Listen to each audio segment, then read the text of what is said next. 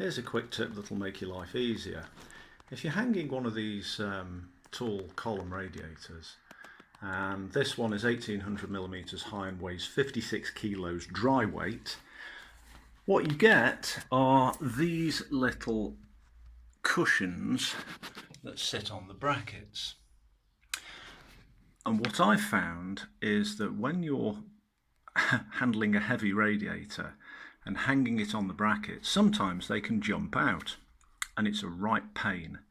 So what I do is get some clear silicone and just put, not much contrast here, just put a little wipe in the groove of its little cushiony thing, pop it on the bracket, push it all the way down, and it will squidge excess silicone out. Wipe it off. Leave it for 24 hours, job done. They won't jump out.